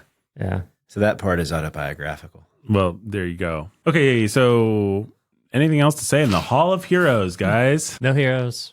What about maybe? Oh, sorry, Brandon. We're already in the villain's lair. Yeah. Well, that's what I was about to say. I think they're kind of the same thing. The villain's lair, the Hall of Heroes. Just to quote Denis Johnson, this book is about all these weirdos. And the main character getting a little better every day right in the midst of them. So, yeah. Weirdos can't be either bad or good, really. They're just caught in between, which, hey, man, isn't that the state of being a human? Yep. I think you're right, bro. Well, guys, that brings us into the crawlway of secondary characters. Ooh, my favorite place. How'd you feel about that Wayne or Hotel or... Yeah, I mean, there was... So you could tell that some of the early stories were based, well, you can't tell, it's just a fact, that a lot of the early stories are based on his remembrance of one specific person. Like you have the Dun guy, and then the hotel guy, and then you have some great lines, the work about Wayne, right? Yes, you do. I agree with that. I'll never forget you, that waitress who poured him a drink, that's what it was. Oh yeah, the waitress who the bar wasn't making any money when she was the... Yeah. This is about Dun. Will you believe me when I tell you there was kindness in his heart? His left hand didn't know what his right hand was doing. It was only that certain important connections had been burned through. If I opened up your head and ran a hot soldering iron around in your brain, I might turn you into something like that. Yeah. And so he's trying to make you understand these characters that otherwise you would see as depraved. And so, in that sense, have you guys? He did just kill a guy. Yeah, I know. Have you seen like shows like, I don't know, The Wire or something like that? Kind of try to do similar stuff. They take these characters that otherwise, I tried The Wire. I couldn't stick it. otherwise you would just pass by and not give a second thought to. Yeah. Right. So like in the Dirty Wedding, where he's passing by all the windows and he's noticing people and their lives and he's thinking about all these, and he follows that random guy. Yeah. That's Yeah. there you go. Yep. So there's a, He sure does. He sure does. Other things happen. yeah, I bet he do they. Oh yeah, and I'm sure. I mean, I think that I remember as an undergrad, everything in this book seems voyeuristic, and he's making a claim. He's making a statement about how art is voyeuristic, and that might not be a healthy thing. So I think there's some truth to that. That we get caught up in our hope that art will somehow save us, when what saves him is going to rehab. Yep. He doesn't get saved by his writing. He doesn't get saved. And that's the fiction that he and Cormac McCarthy, too, they escape, is that Fitzgerald was ruined by his drink. The more he drank, the less brilliant his work got. And it wasn't until he stopped drinking that Dennis Johnson was actually able to. So he's kind of breaking this myth of the addicted writer being... That's kind of interesting, actually. Yeah. Yeah, I think I really like that about that. I think when we were talking, we just kept using the word self-deprecation. Yeah. And like Cormac McCarthy's famously a teetotaler. That's interesting, too. Yeah. He says that writing and drinking should not go hand in hand. So, which kind of breaks apart that The myth of the writer as being high on drugs and doing their best work. Yep. They're both saying that that's just completely bunk. Yeah, So. the guy in the seedy hotel with a typewriter and a wife beater, Yeah. raging around, and then sitting down to write genius stuff. Yeah. I just have a hard time believing that ever happened. That kind of bohemian, Ewan McGregor at the end of, or at Moulin Rouge, that whole kind of. And so they're saying that that's conceit. not what happens because you're just depraved. You're just caught up in it, and there's nothing you can actually do Right. other than just be caught up in it. Yeah. And then it's not until you get yourself out that you can then have the reflect. Because a lot of good art is reflection on stuff. It's remembering what's happened and then drawing these metaphorical conclusions and stuff for people. And I've been getting into some, like, I guess you would call it outdoors writing. So have you ever read Into Thin Air? I have Krakauer? not. Yeah, it's actually really good. I'm sure it's wonderful, but those kinds of stories really bother me. Yeah, so but it's his reminiscing on this thing, but he can't do it until, he can't write about it while he's there. And so a lot of writing is, I think it's like that. He could never have done this while he was in it. And I think it explains why Hemingway kept trying to get Fitzgerald out of his alcoholism. That's why Fitzgerald never wrote a great book after The Great Gatsby, right? It's because he kept thinking that alcohol was going to do it for him. And so, anyways, I appreciate that about this book, that it kind of busts open that myth of the... Yeah. Well, I mean, the thing that's writer. enticing about any kind of drug is that if you could control it, I mean, we have had those moments. Anyone who's used any kind of substance at all, ever, including alcohol, has had the one moment in their life where they've had just enough that they are brilliant. And that lasts for 15 minutes. Well, we just talked about a writer who claims that was the case for him, Stephen King. Yeah. I mean, he also doesn't even remember writing Cujo. Yeah. So. Well, and the thing about Stephen King is, he produced a lot of stuff really fast and made a boatload of money. Would those novels be better if he'd been able to revise them? And I think so. Like, the problem with all those novels is that they feel like they're written by somebody on drugs. They just somebody immensely talented and with a lot of, but yeah, I just, in any case, I guess that brings us into the section called Twists and Turns. This book has lots of twists and turns, very plot-driven. Oh, yeah. book. Well, there aren't. There are twists and turns. Plot twist. There's no plot. There's exactly. The twists and turns bunch of comes the fact vignettes. that you are being taken through the ramblings of a drug-addled mind. And so you don't know where it's going to go. And some of the stories, you don't even really understand what the point is, right? If there was supposed to be a point in the first place. Now, how much do you guys think, because this was the kind of mean thought that I had. It's like, I couldn't write Jesus' Son. You have to be talented to write Jesus' Son. So I hate to even say this out loud. But the thought that I did have reading at this time was what we already said, which is, man, this is a forgiving little style that he's come up with. Yeah. Like he actually gets away with a lot simply because he has a style that allows him to ramble and just stop in the middle of things and not actually have to do the work of constructing a narrative. So I just wondered, do you guys think that is a crutch at all? Is that something to be critical of, or is it just that he just leans It's on that part too of the much? magic, and there's a reason why. I think it is part of why this one exceeds all others that he did. But I don't know, try to come up with my veins are scraped out. Yeah. Da-da-da-da-da-da. I knew every raindrop by its name. Yeah, I mean, a number of hallucinatory works of genius written by Nathan, 0, number written by Denis Johnson, many. So who am I to criticize? But I don't think there's nothing to it. yeah. Well, you could even say finding the right crutch is its own form A of little genius. bit of genius, yeah, absolutely. And it takes talent to weave these vignettes together in such a way that they have any kind of cohesion. The fact that it doesn't feel more a grab bag is a testament to whatever this guy's doing that makes it all work. Yeah, you can call it lightning in a bottle all you want. Fact is, there's a bottle, there's lightning, and there's the act of bottling it. And he had the bottle, he had the lightning, and he bottled it. Right. Mm-hmm. However he did it. Yeah. I think reading Largesse of the Sea Maiden was when I was actually a little bit annoyed with. I was like, these stories feel more down to earth. You don't have the drugs.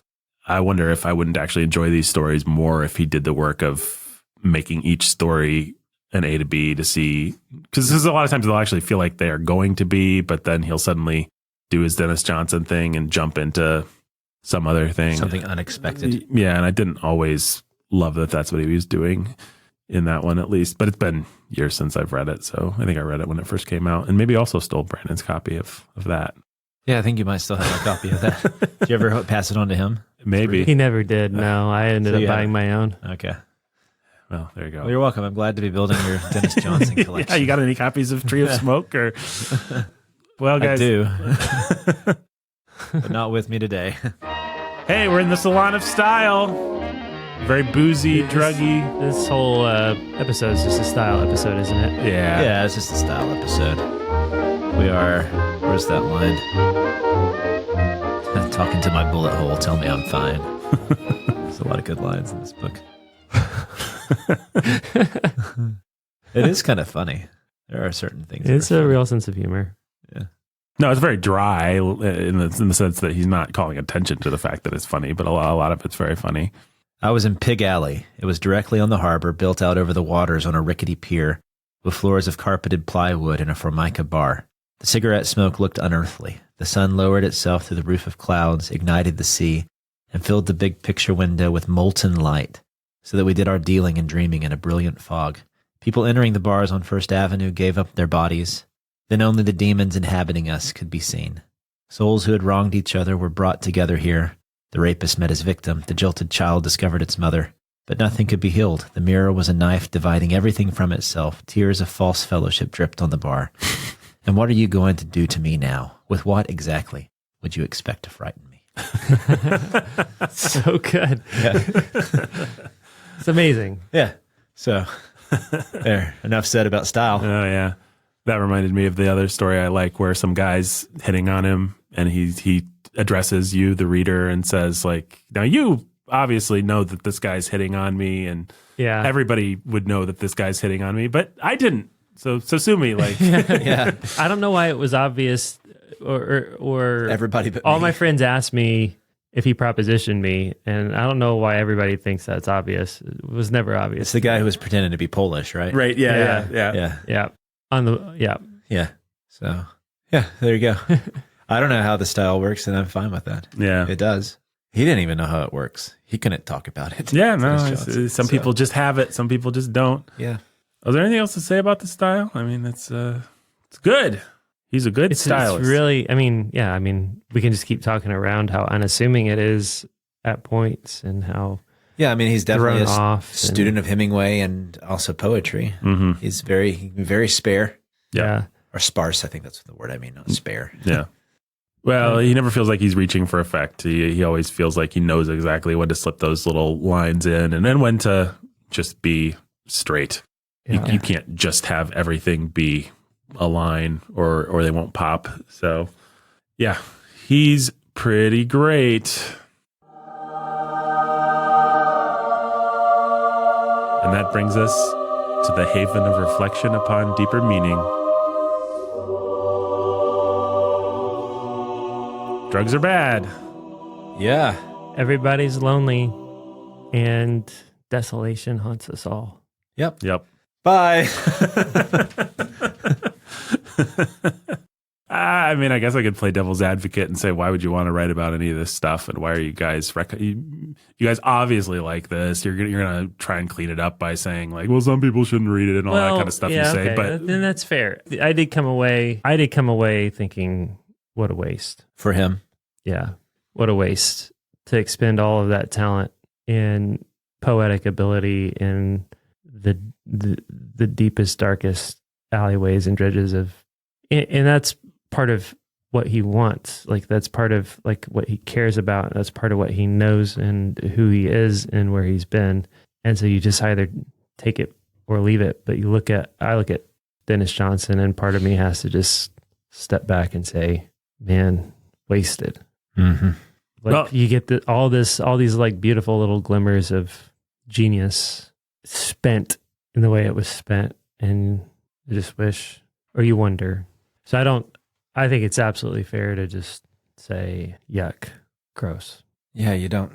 He's not the kind of writer you want to try and be. You might learn from his style, but you definitely don't want to be the guy who could have written these stories. Yeah. I mean, part of me wants to say it is good for society to sort the drunks and the beggars and the ne'er-do-wells into a category that oh man, that was going to be a convoluted sentence if I'd finished it. Let me just give up on that sentence. We tend to dehumanize certain sorts of people. Yeah. And I don't actually think that that's always bad. Like, you can't be so crippled by empathy that you don't keep your streets clean of homeless people, for just to use a silly modern example. But on the other hand, Denis Johnson is reminding us that the guy laying in the alleyway covered in his own fecal matter has a soul And made in the story. image of God, and a story that's every bit as profound to him as King Lear's story or Macbeth's story or whoever, and that these people matter. And I think it's nice to have a poet of the downtrodden. Well, and when Denis Johnson can credibly have risen from that, part of what happens then is every homeless person lying in an alley in his own fecal matter could be Denis Johnson, right? They're humanized. They're made in God's image. All of those things are true, and you recognize each one has their own story, and that each one of them has their own insight and could things they see that you don't see, and things about them that could be really special, and you would never know it because you look down on them. Yeah. I mean, I'm thinking about Elizabethan drama and how, or even Greek drama, and how tragedy happens to the highborn and comedy happens to the lowborn. I mean, that's just been the conceit forever. But I think it's nice. I think it's American and democratic and good to have somebody say, no, high tragedy happens to the lowborn too. Yeah. It's not just King Lear on the blasted heath bemoaning what the gods have done to him or whatever. It's the drunk in the alleyway.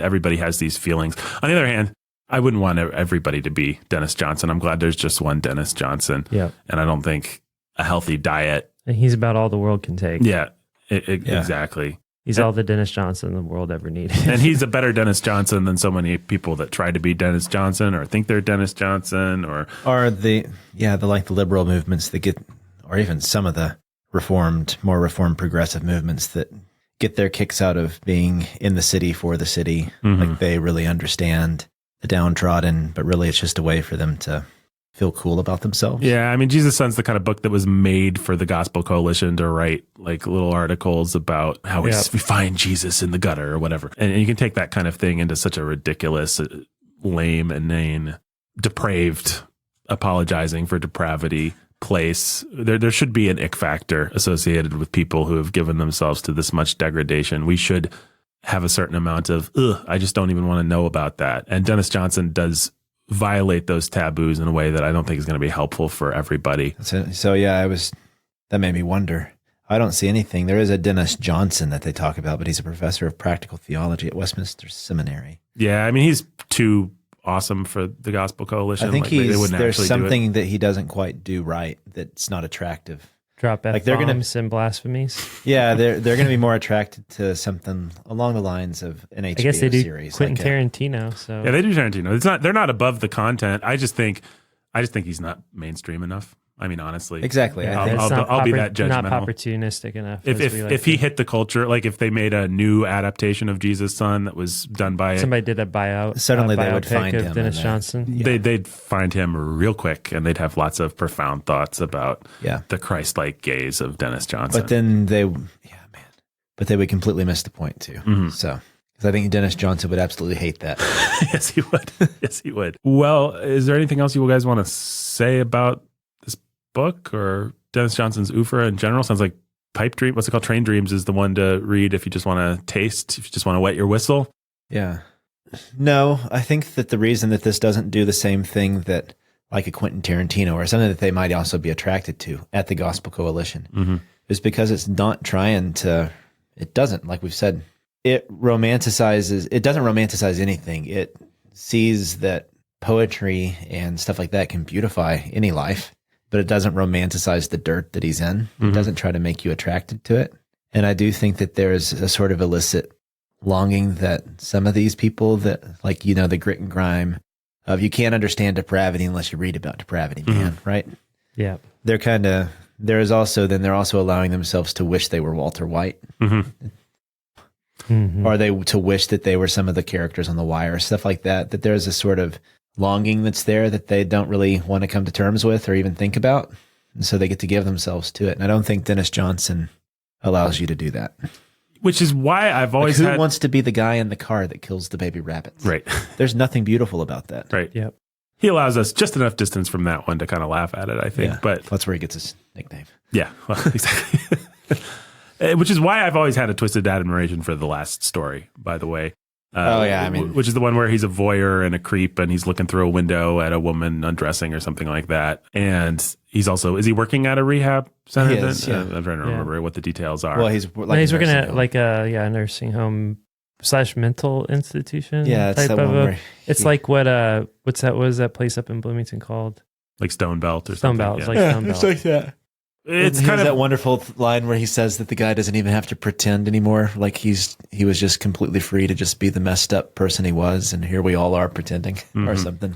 Yeah, Yeah, to me, that's the right note of kind of, it's got a little hope, but it's also sort of a deflating ending. It's not a blaze of depraved glory, nor is it a blaze of hopeful optimism. It's just kind of, this guy, it's what you could argue a truly moral Breaking Bad would have ended on the second to last episode, where Walt's is dying of cancer and paying the guy $1,000 to play cards with him in the cabin before he goes back and gets his cool revenge and all that stuff. Just a sad, deflating kind of story is actually maybe where you could argue Breaking Bad should have ended. Yeah, that was a better ending. Or you could end on the high Shakespearean tragedy of the third to last episode where Hank dies and he's either of those would have been better than where they landed. Yeah, exactly. That last one was lame. Yeah, but at least he got the Nazis real good, though. Sure did, in like an Inspector Gadget kind of way. Yep. But I think a lot of, I mean, the last story is terrible, but it's kind of the right place. I mean, it deflects some of the Gospel Coalition glory and depravity kind of thing. It's like, no, this guy really is exactly his nickname, and he's cleaning up. He's trying his best. We can be happy about that, but he's not. Because even within his he's getting out of rehab, he still admits that the only reason he doesn't do horrible things while he's being a voyeur is because he was worried somebody might see him. It wasn't because he was like having this awakening sense of who he was and the depravity of himself. It was, he just didn't want to be caught. Right. So there's just kind of what's kind of difficult to deal with in this book is just this sort of boring, like they all want to think that sin is just like this bubbling, boiling tension within all of us. But sometimes it's just, you have horrible thoughts and they just pass through and you don't even do anything about it. Mm-hmm. Yeah. Right. Like his depravity is just there. And it's just like, he doesn't pretty it up. He doesn't make it attractive. It's just like going to the doctor. Yep. Yeah, that's a good way of putting it. He does just sort of the deadness of sin about as well as anybody. Like, it's just like, there's nothing really romantic about this. It's just gross. And, there's a little bit of a laissez-faire. These things happen kind of a feeling to it as well. But it's, I don't know. How many rabbits out of... How many dead baby rabbits? How many dead baby rabbits out of 10, Brandon, do you give to Jesus' Son by Denis Johnson? Maybe I should ask the harder question. Who would you recommend read this book and why? Oh, boy. Yeah, that is the harder question. I mean, it's another in our series of, if you think this book's for you, run. If you think this book sounds gross, it's for you, maybe.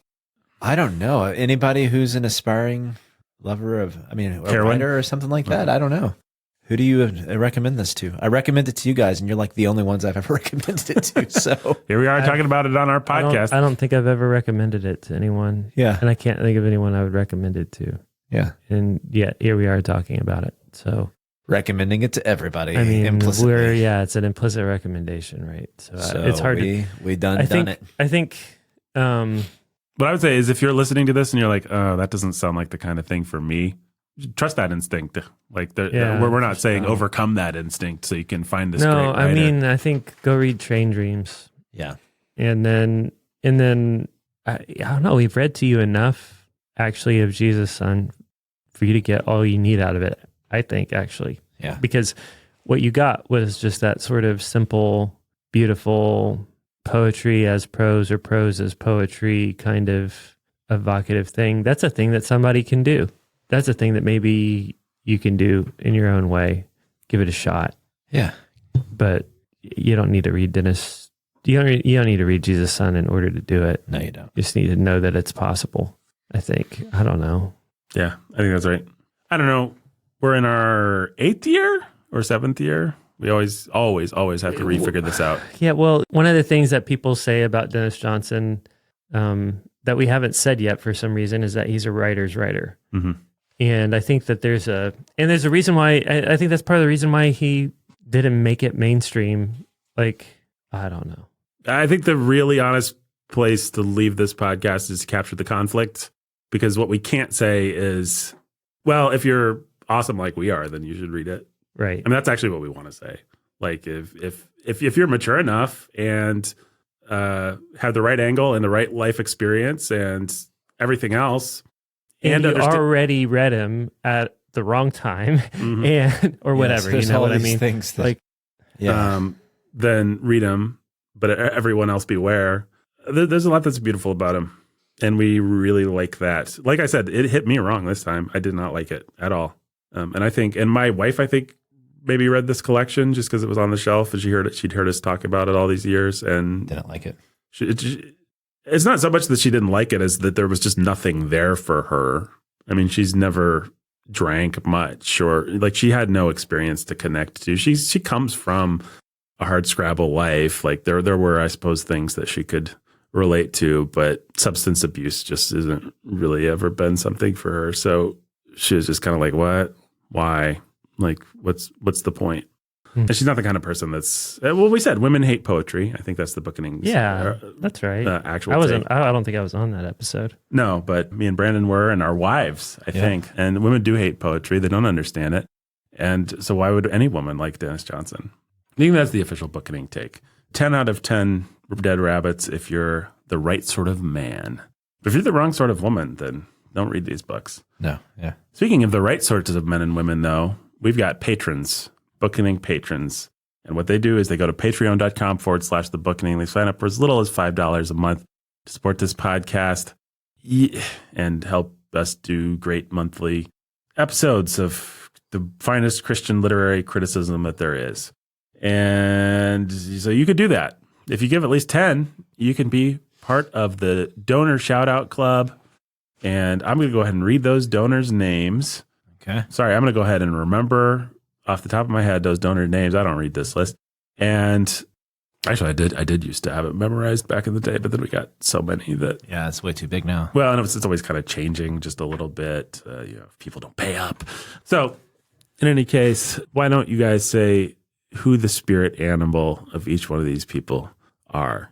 So, Brandon, you got your Robert and Rhonda the Lovebirds. Hummingbird. You got the artful Anthony Dodger and Bootstrap Betsy. You know where this is going to end up. Might as well just go there. Yeah. Frankenstein. Yeah. I was really hoping we could hold out for at least a couple. Little Anthony Cigar Store. Dracula. The Immortal Chelsea E. Frankenstein. Jimmy Beam and Little Annie Oakley. Dracula. I've never noticed. Is Brandon always Dracula? Yes. Okay. There have been maybe one or two times where we have swapped, Okay. or where one of us has carried both. Mm-hmm. Yeah.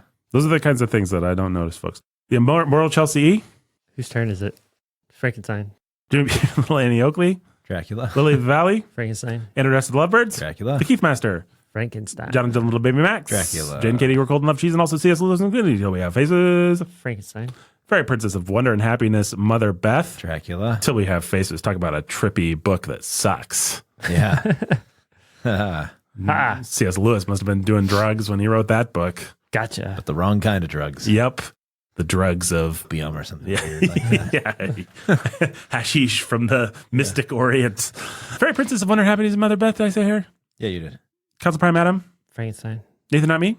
Dracula. Ryan the Red Avenger, Judith of the Ladies of Justice. Frankenstein. DJ Sammy G. Dracula. Betty and Dana Tiberius. Frankenstein. Aaron Catherine from Yon Winter Breaks. Dracula. Lavender's green, Dylan, lavender's blue. Lavender's green, Dylan, I love you too. Has some particularly beautiful counter melody there. Noah Constrictor. Dracula. Mare Cheap. Frankenstein. Anthony was Golden Hates Life, Fluttery, The Pursuit of Cheese, and Brick Red. Dracula. Jujitsu Jeffrey, the Texas Ranger. Frankenstein. Midnight Ninja Ellen. Dracula. Jay of Wreck and Ruin. Timothy the Writer, Don Erkin, Kate the Camp Champ, Kings Were Warm and Love Bees, Manny Batman, Dozy, Jamie Sunshine, the Keeper of Eternal Texas, Brandon's dying.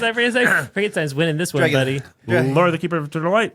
Frankenstein. Cold Steel Cody. Frankenstein. Jacob the Dracula. Librarian Barbarian. John Bodilla, Bob Diggity, Captain Neil's mate, Saxophone Alex, the other Saxophone Dracula. Alex, Don Frankenstein, Kenny, Ryan Frankenstein, Sarah, Frankenstein, Crimson no longer stuck in the cold piece of cheese, but so fast. Chaos, Matthew the Mind Flayer, Annie, are you okay? Get your gun, flooded Valerie, Thor, Ragnar, John, Steve, Pegladon, you wish to find the flower home, Lady of the Crystal Lake, Ian the Death of Miriam, Lord of Death, Mysterious Frankenstein. Phantom, Jeremy the Dark Hood, Lord of Death, and Frankenstein. Bright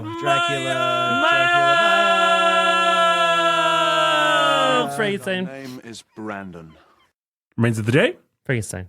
Abraham the Fuller of Teeth, Dracula. Lamort de Trenton, Frankenstein. Daniel Man Among Men, and Jen, who strikes again every now and then. A Dracula. Dracula.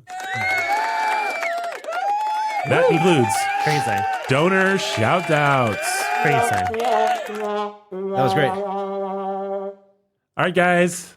Tell you what I'm addicted to. Dracula. Patreon.com/the Bookening.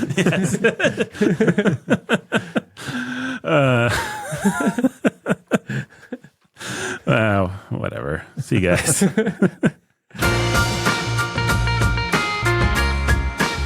Good stuff. Yeah, it is good stuff. People can hear us.